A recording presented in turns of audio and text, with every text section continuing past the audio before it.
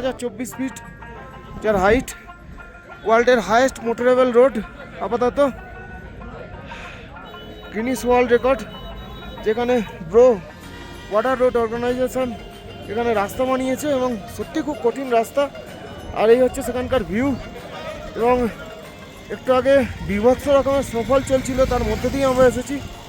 তো সে যে কী কষ্টকর একটা অভিজ্ঞতা আমাদের হয়েছে সেটা বলে বোঝাতে পারবো না।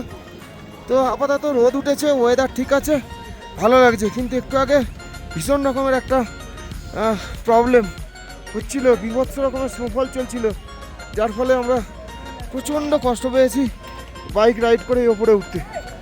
তো এই দেখো সেই পরিবেশ, এখন প্রচুর রাইডার এবং প্রচুর গাড়ি চার চাকা তারা ওপরে এসেছে।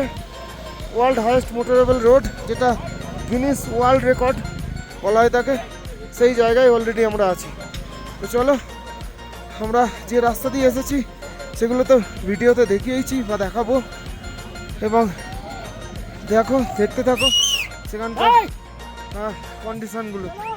আপাতত রোদ উঠেছে বলে অনেকটা ফ্রি আছি, নাহলে ভীষণ কষ্ট হচ্ছিল। চলো আপাতত, থ্যাংক ইউ।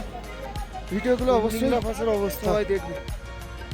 কিছুক্ষণ আগে স্নোফল হচ্ছিল, ভীষণ স্নোফল হচ্ছিল, যার মধ্যে দিয়ে আমরা বাইক চালিয়ে এসেছি। কী অবস্থা, গাড়ি চালানোই যাচ্ছিল না। এখন তো একটু রোদ উঠেছে, আবার হয়তো একটু পরে রোদটা চলে গেলেই এক্ষুনি স্নোফল শুরু হয়ে যাবে। বীভৎস অবস্থা ছিল। এ হচ্ছে Umlingla pass.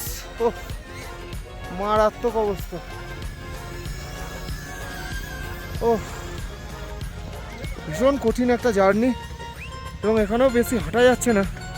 Highest motorable road, এবং সবচেয়ে বড় কথা হচ্ছে যে মাউন্ট এভারেস্ট বেস ক্যাম্পের থেকে নিচে। আমরা এখন মাউন্ট এভারেস্ট বেস ক্যাম্পের থেকেও উপরে আছি। তার মানে বুঝতে পারা যাচ্ছে যে কি অল্টিটিউড, 19,024 ফিট ওপরে, বিভৎস রকমের অবস্থা। আর এই মাঝে মাঝে মেঘ করছে, মাঝে মাঝে স্নোফল হয়ে যাচ্ছে, আরও ভয়ঙ্কর রূপ নিয়ে নিচ্ছে।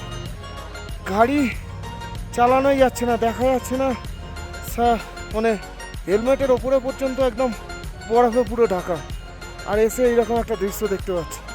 তো চলো, অবশ্যই সেই ভিডিওতে যদি দেখতে চাও, আমি ভিডিওতে পুরো দেখাবো, পুরো দেখতে হবে ভিডিওটা। আমরা হ্যান্ডলে থেকে যে জার্নিটা করে এসেছি সেটা পুরো দেখতে হবে, তবে আমাদের জার্নিটা বুঝতে পারবে কেমন হবে। চলো, সেই জার্নিটা তোমরা দেখো, আমি পুরো জার্নিটাকে ভিডিওর মধ্যে তুলে দিই।